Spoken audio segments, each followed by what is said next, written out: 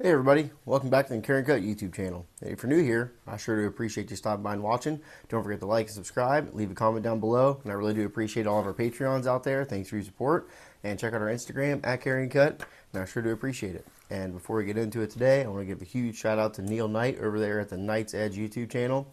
He is a great guy, so hopefully everybody on here, all of my subscribers, should go over and check out Neil over there and give him a subscribe too. And I know it means the world to him, and he's a great guy. If you guys like my content, they're definitely going to like his. He does the same, sort of stuff. He does, of course, reviews, disassembly videos. He does sharpenings, and, he's just a pretty cool guy. And if you guys like my stuff, you're definitely going to like his. And he also just did a 500 subscriber giveaway live this morning, at least at the filming of this video. So that's awesome.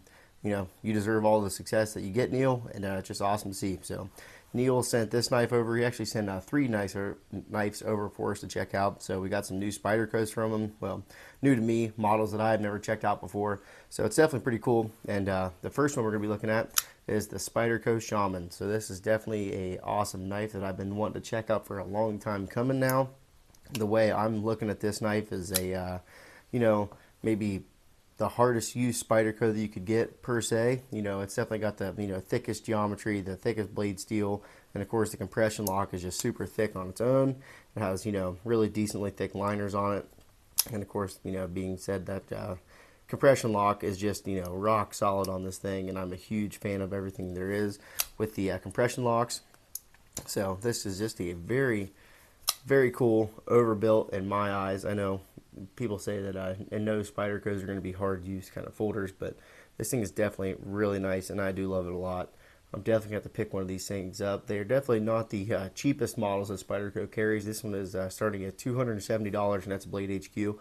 So I'll have that link down in the description below if you guys would like to check it out. It does help the channel. If even if you just click on it, whatever, go ahead and take a look at it. It does help us, especially if you buy one off there. That would be incredible. But with that being said, this thing is really nice. We got black G10 on the handles, and the really thick G10 too. So like, this is not a light knife by any stretch of the imagination, and it's a nice, full-size knife. Really like how it locks in here with the finger choil in there. Plus, you get that really aggressive jimping on the top and on the bottom right here where your finger rests in there, and just a really ergonomic handle. And really feels like it keeps you locked in place right there. You can really do some, heavy-duty cuts with this thing, and I just like the, tankiness feeling of it. Definitely pretty cool. It's a little more stiff than any of the other compression lock knives that I've messed with before. So, but that could just be, I don't know what's going on with that. It could just be a whole multitude of things, I guess you could say. But it's definitely a very smooth in operation, and you can really feel. I mean, just listen to that. That lockup is incredible on that compression lock, and I do, really like this one. So let's go ahead and get some measurements on this thing.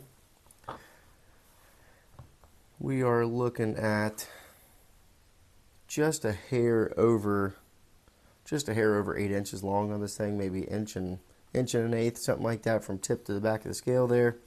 Blade length is coming in at right about 3.5 inches, I'd say. Sharpened edge is right at 3. So it really this finger choil takes up a whole lot of area on the blade, but still not a bad thing in my eyes. I really do like that. And why don't we maybe we could do some carry profile. This is definitely going to be a thicker knife, that's for sure. How about up against the Mannix 2? So you can kind of see the, I don't know, it might be a little bit thicker than the Mannix 2. And then we'll check out the full review coming to this one soon. And then might as well get the other one out that he sent us too, the Pair 3. So when you're looking at it like that, it really might not be that much thicker. And the blade stock really doesn't even look that much thicker. I'm looking at it from this angle. I think this was 15 thousandths or something like that on the blade stock thickness. We're going to get the calipers out and measure it, but that's what they're claiming on the Spyderco website. And I did a little bit of history search on these things, so it's saying 14, but it says 15 on their site, so there we go, 15, 14. It's really close, if not. So it's definitely going to be a nice thick blade stock, nice and, able to do a good bit of work with it, that's for sure. Not have to worry about anything crazy happening. We do have a high flat grind. It's not a full flat grind. I don't know if you can kind of see the transition going on right there. It's not really a swedge. I wouldn't even call it that, but that's just where they're, they're actually starting their actual grind on there. So we got S30V on this one. And I know the Shaman series is a whole you know, Spyderco likes to do a whole bunch of crazy steels. That's one of my favorite things about Spydercos in general. You know, they really push the boundaries with new stuff, innovative stuff, and it's just awesome to see. You know, they have, I was just going through all this order. They have crazy, you know, what is it, 15V. They got all sorts of crazy stuff. They have a crew wear one. Of course, they got, I don't know if they have the max mint version on this one or not, but they just have a whole plethora of different steels that you can actually choose from this knife, but they're all going to be, you know, fairly expensive. This is definitely not a budget knife by any stretch of the imagination. This one is made in the you know, Golden, Colorado, USA plant there, so this is an American-made knife, which I do love to see. That's my new favorite knives have been coming out of the well, Spyderco USA line. So we're 5.1 ounces on this thing, so it's definitely not a light knife, that's for sure. But there is no, I guess there is some weight relief going on the inside of the liners right there. If you can kind of see it, maybe. There you go. You can kind of get a little glimpse of it right there. We do have some internal weight relief going on to try to keep the weight somewhat down, but it is definitely, whoop, I don't know if the weight's going to be pretty justified on this one or not, because we do have a deep carry titanium clip, and I'm pretty sure this is going to be a Lynch clip. I'm not 100% sure on that. So Lynch Northwest, if you guys have ever had any of their clips or anything, it's a great, you know, American-made company, also small business, and they do a lot of cool stuff. They do, you know, whole entire scale swaps. They do, you know, pry bars and everything like that. And they are a supporter of the channel. They have sent in many Spyderco clips for us, even a Benchmade clip. So it's just awesome to see. I know he definitely approves of the Lynch Northwest clips, and so do I. I have a whole multitude of them going on all my Spydercos. Almost all of them. I don't want to say all of them, but almost all of them. And I just love everything about them. So let's, I think we could do some size comparisons now up against the Manix 2. So we're in a pretty similar ballpark right there. If you guys have know anything about the Manix 2, another great knife. Check out the 4 review coming on this one soon. And how about the Para 3? Definitely dwarfs that one. How about, let's go ahead and get the PM2 out. And we're going to be, it's actually smaller than the PM2. We got pretty much, we might even have a little bit more blade going on the PM2, and definitely some more handles. So that's kind of a crazy comparison right there. So I almost thought the Shaman would be bigger than this one, but this is just a whole different, I mean, just look how much broader the blade is on the Shaman compared to the PM2. And I always thought the PM2 was, you know, a pretty rough and tough knife as it is, but this thing is definitely, you know, I'd love to put this thing through the paces more. I carried it for a while, and of course I didn't beat on it too hard. You know, as you know, this isn't my knife, so, but it's definitely cool to get it in the hand, and I really appreciate Neil sending it over. So how about the Spyderco Endura? We're just going to do some Spyderco comparisons. And so we're pretty much in not really the same ballpark. Endura is going to be a little bit bigger than the Shaman. And what about the Delica? Dwarfs it. And then one more. Let's do the Yojimbo.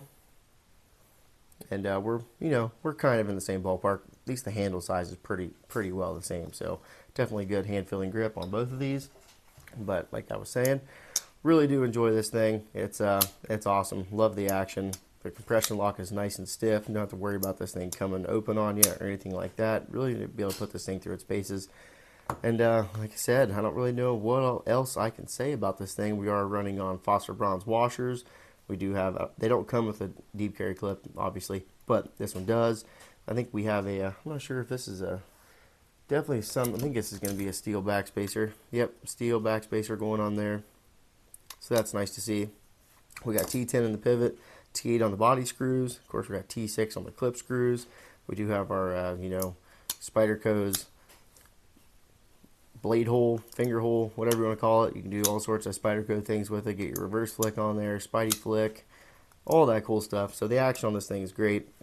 Might just have to, I don't want to say loosen it up or anything like that, but it's not the most fall shut action of Spyderco's I've ever felt before. But that's not a bad thing. You know, that's all, that's people's personal preference. I mean, I love this Delica, and there's nothing fall shut about this thing. So, I mean, kind of, sort of, but still, whole different genre we got going on there. So I think that's pretty much all that I got for this one. I'm definitely impressed with this thing, and I really want to get one of those 15V ones that he has. Neil's got a brown one. I think it's like brown G10 with 15V on the blade steel, and that thing is pretty sweet, but it's knocking on that 300 plus price range for a knife. So, and you know, that's not crazy, it's on out of the ballpark, but it's still definitely pretty pricey, but you're paying what you get with these things. You know, your American made quality, and just of course they have an awesome warranty. They back up all their products, so it's just really nice to see. I love supporting Spyderco, Benchmade, whoever, American made companies, just really awesome. And he put his own edge on this thing, and it is scary sharp. Let's see if we can get a little paper test on this dude right here. Oh yeah, it slices right through it. My paper got a little crumbled up on us right there. Yep, super sharp. Neil does a very good job over there. He also does some Sunday sharpening and stuff too. So if you guys are interested in any sort of sharpening tutorials, he's got a super bad to the bone sharpening system that he uses. I've seen on one of his videos, like a nice angled system, fixed angle system, and it is very cool. So, all right, until next time, Neil, appreciate it, and thank you guys for watching.